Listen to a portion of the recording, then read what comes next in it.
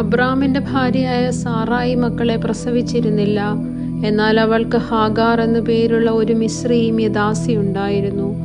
സാറായി അബ്രാമിനോട്, ഞാൻ പ്രസവിക്കാതിരിപ്പാൻ യഹോവ എൻ്റെ ഗർഭം അടച്ചിരിക്കുന്നുവല്ലോ.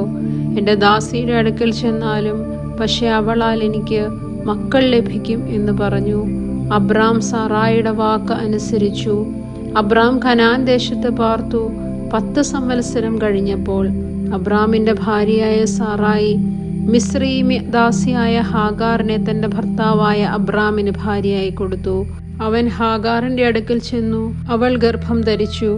താൻ ഗർഭം ധരിച്ചു എന്ന് അവൾ കണ്ടപ്പോൾ യജമാനത്തി അവളുടെ കണ്ണിന് നിന്ദിതയായി. അപ്പോൾ സാറായി അബ്രാമിനോട്, എനിക്ക് ഭവിച്ച അന്യായത്തിന് നീ ഉത്തരവാദി. ഞാൻ എൻ്റെ ദാസിയെ നിന്റെ മാർവിടത്തിൽ തന്നു. എന്നാൽ താൻ ഗർഭം ധരിച്ചു എന്ന് അവൾ കണ്ടപ്പോൾ ഞാൻ അവളുടെ കണ്ണിന് നിന്ദിതയായി. യഹോവ എനിക്കും നിനക്കും മധ്യേ ന്യായം വിധിക്കട്ടെ എന്ന് പറഞ്ഞു. അബ്രാം സാറായിയോട്, നിന്റെ ദാസി നിന്റെ കയ്യിലിരിക്കുന്നു, ഇഷ്ടം പോലെ അവളോട് ചെയ്തു കൊള്ളുക എന്ന് പറഞ്ഞു. സാറായി അവളോട് കാഠിന്യം തുടങ്ങിയപ്പോൾ അവൾ അവളെ വിട്ട് ഓടിപ്പോയി.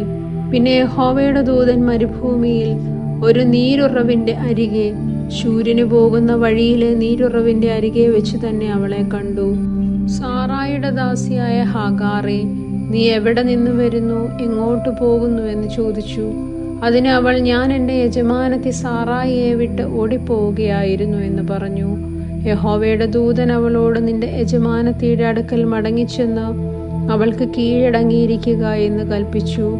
യഹോവയുടെ ദൂതൻ പിന്നെയും അവളോട്, ഞാൻ നിന്റെ സന്തതി ഏറ്റവും വർദ്ധിപ്പിക്കും, അത് എണ്ണിക്കൂടാതെ വണ്ണം പെരുപ്പമുള്ളതായിരിക്കും.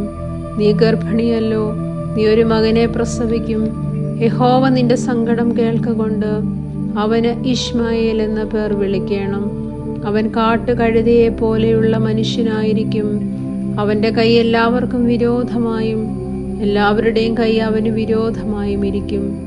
അവൻ തൻ്റെ സകല സഹോദരന്മാർക്കും എതിരെ പാർക്കും എന്ന് അരുളി ചെയ്തു.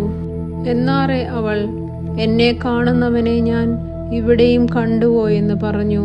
തന്നോട് അരുളി ചെയ്ത യഹോവയ്ക്ക്, ദൈവമേ, നീ എന്നെ കാണുന്നു എന്ന് പേർ വിളിച്ചു. അതുകൊണ്ട് ആ കിണറ്റിന് ബേർ ലഹൈ റോയി എന്ന് പേരായി.